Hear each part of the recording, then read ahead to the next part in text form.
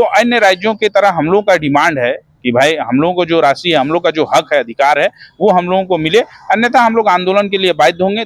विधानसभा में इनका मानदेय का बात होता है, इनका टीएडीए का बात होता है, तो सभी माननीय विधायक एक साथ आ जाते हैं और उनका मानदेय बढ़ जाता है, लेकिन पंचायत प्रतिनिधियों के बारे में कोई नहीं सोचता है।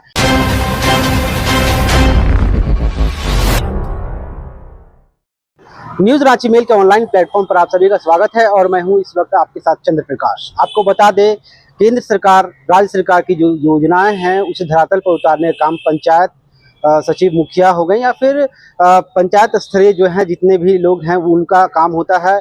इसके साथ ही आपको बता दें, इसके बाद भी क्या मुखिया को जो है उचित मानदेय प्राप्त होता है, इन तमाम विषयों के साथ हमारे साथ जुड़ेंगे इस वक्त बात करने के लिए। हालांकि आपको बताते चले कि आज जो है तमाम जो है पंचायत के लोगों के द्वारा जो है राज्यपाल के पास ज्ञापन भी सौंपने का काम किया गया, उन्हें पंचायत के तमाम समस्याओं से अवगत भी कराने का काम किया गया। हमारे साथ इस वक्त मौजूद हैं, क्या नाम है आपका? विकास कुमार महतो जी। तो क्या कुछ समस्या होती है पंचायत के जितने स्तर के लोग होते हैं, चाहे मुखिया हो, जिला परिषद हो या फिर जितने भी पंचायत प्रमुख हैं जो भी हैं? देखिए, हम लोग तो चुनाव जीत के आते हैं और कहीं ना कहीं बोला जाता है कि लोकसभा ना विधानसभा सबसे बड़ी ग्राम सभा, और पंचायत प्रतिनिधि हम लोग पंचायती राज अधिनियम 2001 के तहत यहाँ चुनाव होता है और उसी के तहत हम लोग चुनाव जीत के आते हैं और राज्य और केंद्र दोनों से हम लोगों को राशि मिलनी चाहिए। तो हम लोगों को आज तक, जब से हम लोग का ये तीसरा टर्म है हम लोग का, और हम लोग को हमेशा केंद्र से राशि मिली है।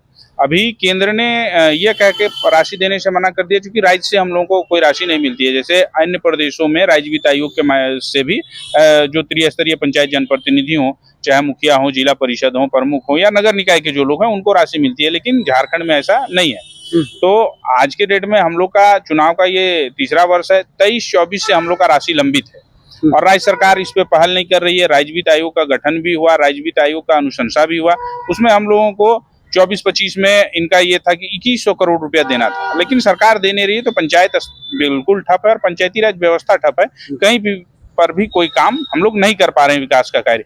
तो विकास का कार्य नहीं कर पा रहे हैं तो हम लोगों को लगता है जनता के बीच में हम लोग जा नहीं पाते हैं, हम लोग काम चूंकि नहीं कर पा रहे हैं तो जनता के पास हम लोग किसी एक लेके जाएं, क्योंकि छोटी मोटी जो भी योजनाएं हैं वो पंचायत के जनप्रतिनिधि हम ही लोग करते हैं, जिससे पंचायत और गाँव जो है सुदृढ़ होकर चलता है। क्या कहेंगे केंद्र सरकार, राज्य सरकार को, जिस तरह से आप लोग का मानदेय वगैरह जिस तरह से आप लोग बता रहे हैं उनका हुआ हर चीज़ों को लेकर, तो ऐसे में क्या कुछ आप लोग का अगला कदम होगा? देखिए, हम लोग आज महामहिम राज्यपाल महोदय से मिलके हम लोगों ने अपनी बातों को रखा है कि जो 14 विभाग 29 विषय का जो शक्तियां हैं वो हम लोगों को मिले और वो सिर्फ किताब के पन्नों पे नहीं रहे, वो धरातल पे लागू भी हो, पदाधिकारी भी हमारी बातों को सुने और उसको माने कि ये लोग चुनाव जीत के आए हैं।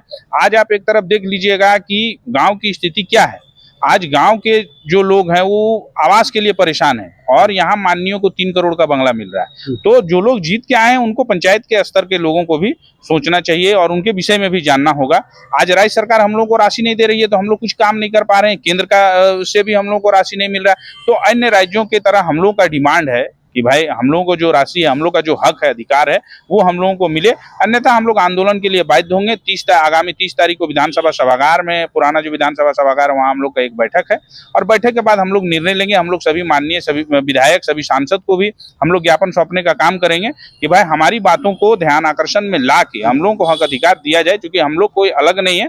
हम लोग भी जिस संवैधानिक व्यवस्था के तहत सांसद का चुनाव होता है, जिस संवैधानिक व्यवस्था के तहत विधायक का चुनाव होता है, उसी व्यवस्था के तहत त्रिस्तरीय पंचायत प्रतिनिधियों का भी चुनाव होता है। तो हम लोग को हक अधिकार और मान सम्मान हम लोगों को भी मिलना चाहिए। जी, राज्यपाल से आज आप लोगों ने मुलाकात की, क्या कुछ बातें हुई, क्या कुछ बातें सामने निकल कर आई, उन्होंने क्या कुछ आश्वासन दिया है? देखिए, राज्यपाल जी ने, महामहिम राज्यपाल महोदय ने ये कहा है कि वो अपने तरह से पत्राचार करेंगे और राज्य सरकार को इस संज्ञान में लेकर इसको राज्य सरकार को दिशा निर्देश देने का काम करेंगे कि जब राज्य सरकार ने ही वित्त आयोग का गठन किया और वित्त आयोग का जब अनुशंसा है तो उसकी राशि हम लोगों को मिलनी चाहिए। और अन्य राज्यों की तरफ देखिए, आज हम लोगों को घूमने के लिए केरल भेजा जाता है, कभी राजस्थान भेजा जाता है, कभी महाराष्ट्र भेजा जाता है और बोला जाता है कि उनके तरह पंचायत में काम कीजिए, लेकिन जहां उनको जो शक्तियां दी गई है वो शक्तियां देने से राज्य सरकार पीछे हट रही है। तो हम लोग का यह है कि राज्य सरकार हम लोग को वो शक्तियां दे और हम लोग भी राज्य सरकार और केंद्र सरकार के साथ कदम से कदम मिला के चले और झारखंड की पंचायतें पूरे देश में झारखंड का नाम रोशन करें। ये भी हम लोग का भी लक्ष्य और हम लोग का सोच भी है।